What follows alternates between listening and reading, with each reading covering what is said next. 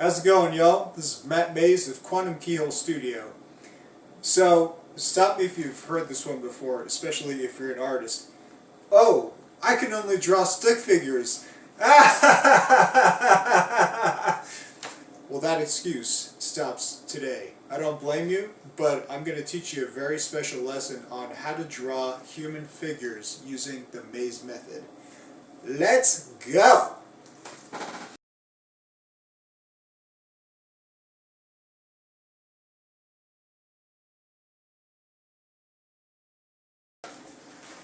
And so, check it out. Look at the board beside me, and I want you to look at what's on here and think to yourself, what's the first thing that you notice? It should be that they're all different, right?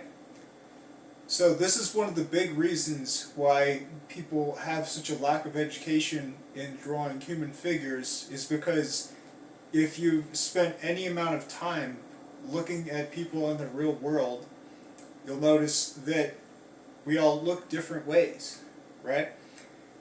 Now, how many art classes have you been in where they teach you that the human form is actually, broken down into an average of different shapes, right? Like each one of us are an average of different shapes, whether in our overall body proportions. There are different face shapes, there are different hand shapes, and all that good stuff, which I'm going to get to in this video. I'll show you how to draw all those things.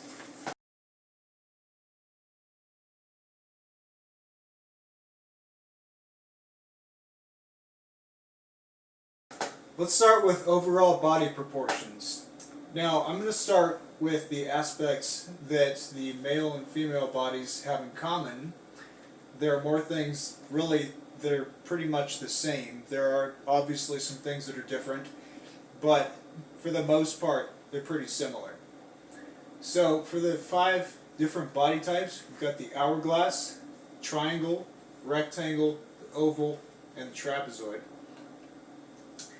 And again, the rules for these are pretty standard across male and female bodies, right? So for the trapezoid body, you typically have a narrower waist to shoulder ratio, so that makes this shape here. So wider at the top, narrower down at your waist. The oval or rectangle bodies are pretty similar. The difference is that the oval, you have a little bit wider hips than the rectangle. The rectangle body, you have a pretty even hip to waist to shoulder ratio. So, you look pretty straight, right? The triangle, you typically have a narrower shoulder to waist ratio. So it's kind of like the opposite of the trapezoid, right? These are kind of the opposite of each other. And then for the hourglass, you typically have a narrower waist compared to narrower waist compared to the hips and shoulders.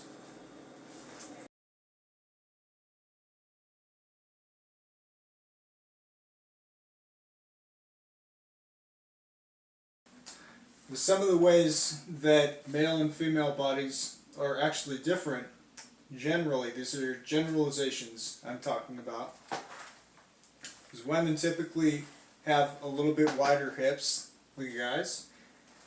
Guys are usually taller and have a bit more mass and have more rigid features, and women have more rounded type features.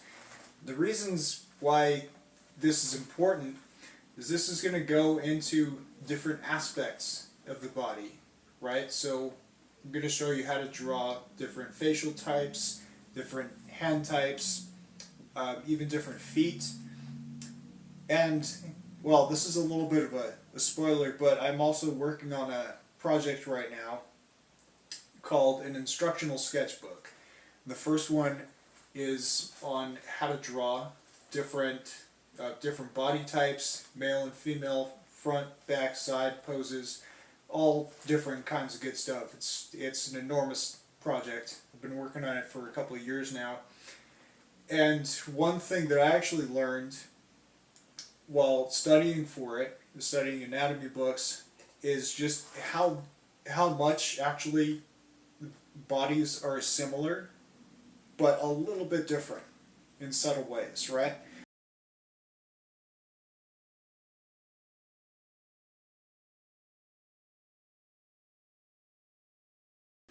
Now, what I'm about to show you can apply to literally any one of these bodies here, but I'm going to do the women's hourglass figure.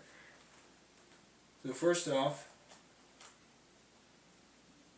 the top of the hips is about half your height, right?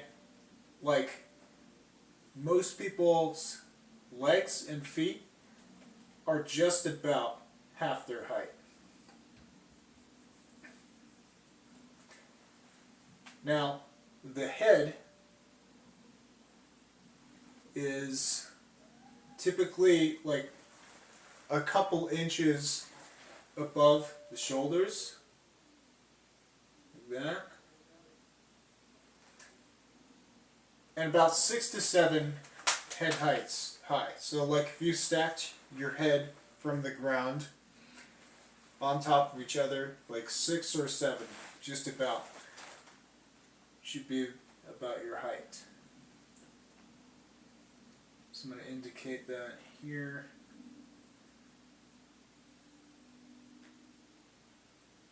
Yeah. And your shoulders are just about 3 head widths. Your upper arms should go about to the middle of your waist here. Your forearms should go just about to the bottom of your hips, and your hand should come just about halfway on your upper legs.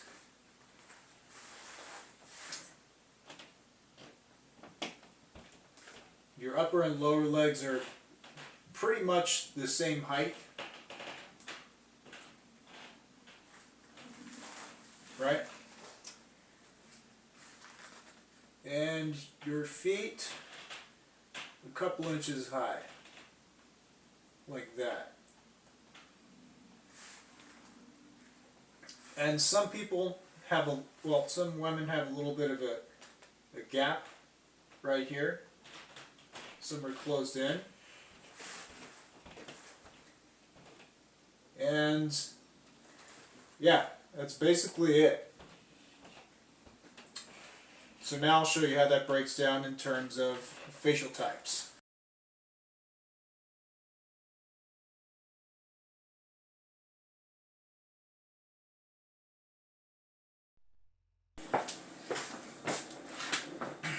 So we've got 4 basic facial types per male and female: the square, the oblong, triangle, and round. So as you can see, this is pretty easy to figure out what different faces look like. You know, you may recognize in your own face or someone you know, family or friend, like, hey, I noticed their head shape is kind of like that. Now, what drawing classes have typically done in animation, they typically use an oblong shaped head. You'll usually see them draw an oval, which I think that this can be kind of misleading because there are different types. Like there's even a triangle, or a diamond shaped head, which is basically like the triangle, except, you know, it goes, the line goes up to here, your cheek, and then you have a tapered forehead. And there's even the heart-shaped one, where you have like kind of a widow's peak thing going on here. It's like the round, except, you know, your face is kind of heart-shaped, right? So that's how these break down. And typically for guys' faces are more rigid, more just a bit blockier, and women's are a little bit sleeker. So you can see kind of in the way that I drew this here, I used more fluid lines, and I used more, sharp edges for the guys. And you'll see this more in, cartoons, anime, things, where it's more stylized, where you can see those different definitions. It makes more sense. So the way that these break down, I want to show you how your face is actually divided up. So we'll start with the guy's round face here. From top to bottom, your eyes are pretty much center on your head. Your eye level is about the middle of your head. Then down to the bottom of your nose, that's about half this distance. And down to your lips, that's about half the distance of your eyes down to the bottom of your nose. And then your chin, it's about that distance, right? And the division of the eyes is about one eye width apart. And then your eyes are just about one eye width from the side here. So you can kind of see, I'll block this out in proportion. I want to show you what this really looks like.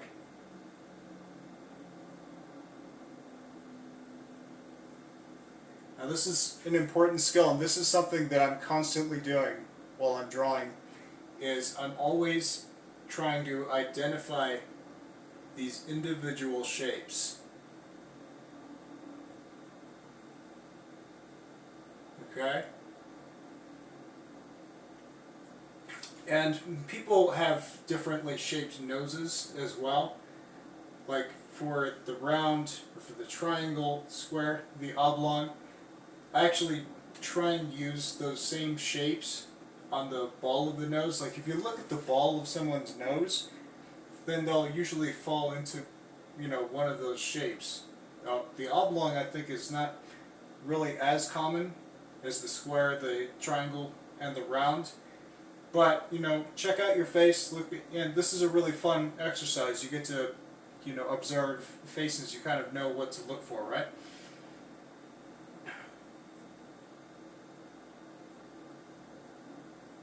Like that.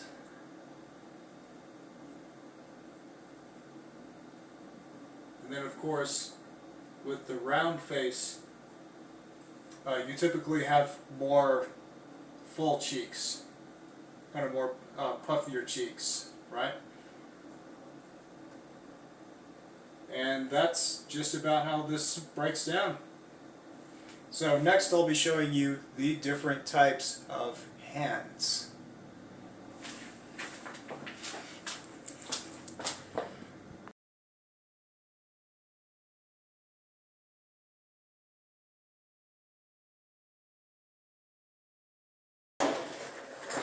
Check it out.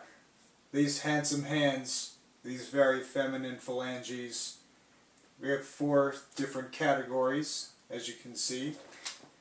So I've learned this from, I guess, more esoteric or palm reading type terms, where you'd find these type of, this type of thing. So you have the fire, earth, water, and air. So fire hand, you have a long palm and short fingers. With the earth hand, you have a short palm and fingers, so your palm and finger height would be about the same. With the air hands, you have a shorter palm and longer fingers, so longer fingers compared to your palm. With the water hand, you've just got long ass hands. You've got a long palm and fingers. And so the way that I've broken these down, of course, with male and female hands, male hands, I've drawn these a little bit more rigid, blockier, kept these more with the flat tip at the end, and for the women I've drawn them a little bit more slender, right, so more fluid lines, and rounded them more at the top. So, alright,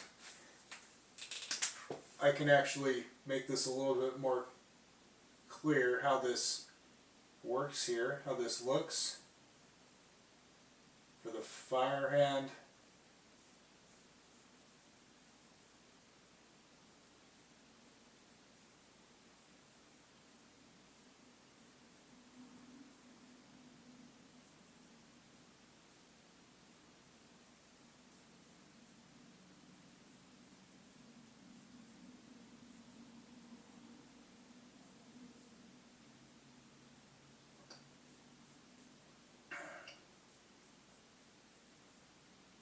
And each one of your phalanges, so you have 3 finger bones per finger, right? So you notice when I curve my finger like this, so I've got 3 different sections right here, and each one is about 2/3 the height of the previous one. So this one, the middle one, your median, is about 2/3 the height of this one, and your end is about 2/3 the height of your middle one. So I'm trying my best to really illustrate that here.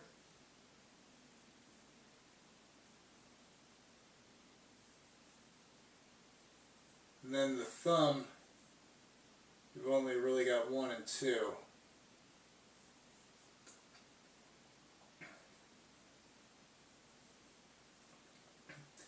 And your thumb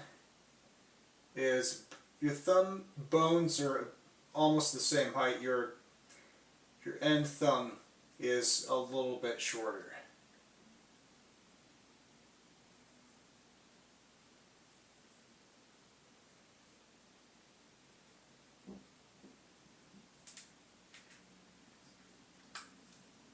And don't feel bad for any hands that you draw or have drawn in the past. There are plenty of artists out there who are just like, oh my god, I hate drawing hands. Even artists, even experienced artists, just do not like hands. They're complicated. I mean, there are multi-tools. They do so many different things, and so they're shaped in a fashion for them to be flexible, to take many different forms. And because they can do that, you can draw them from all different angles, and you have to figure out how the fingers are going to look, think about how those are going to appear from one angle or another. It gets complicated.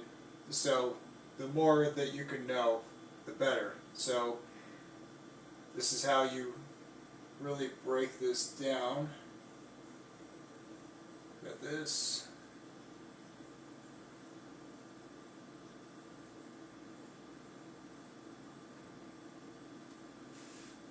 Yeah.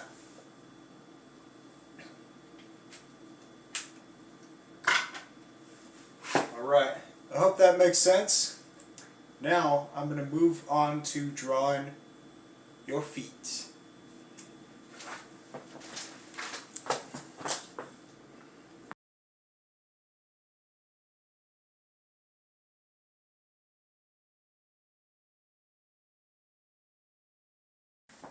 So we've got the 4 different types of feet here, male and female. There are a few more types, but these are the main ones that I wanted to show to you. As far as the male and female feet, there are specific differences.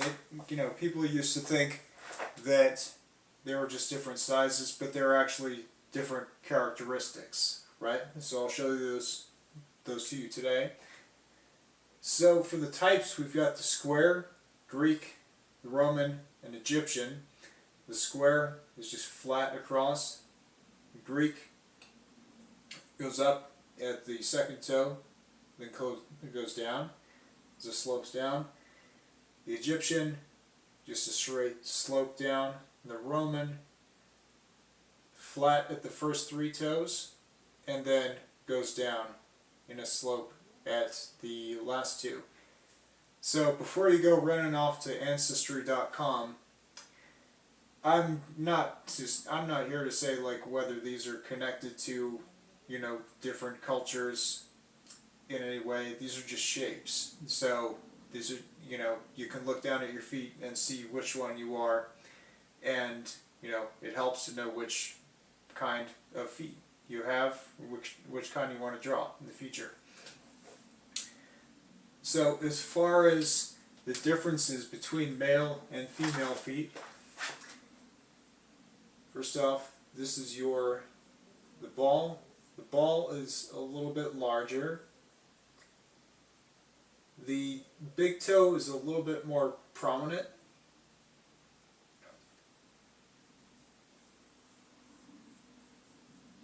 The inline, this arch, is actually shorter.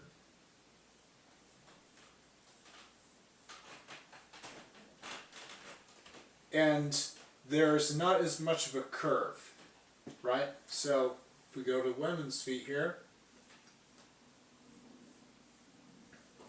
there's your ball.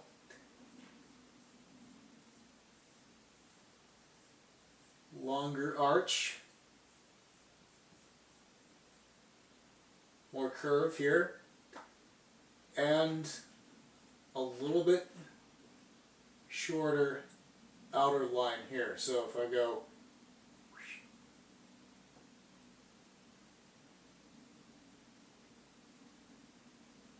right there, this juts out a little bit more here. So again, a little bit more curve.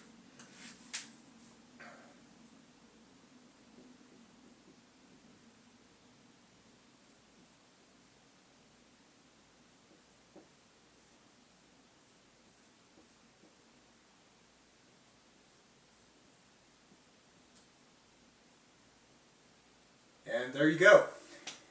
So we've covered the body proportions, different shapes, different head shapes, different hand shapes, different feet shapes. So in the next video, I'm going to be going over different angles, the different poses. So stay tuned. I hope you've gotten a lot out of this episode. Thank you for watching. This is Matt Mays with Quantum Keyhole Studio, wishing you Godspeed.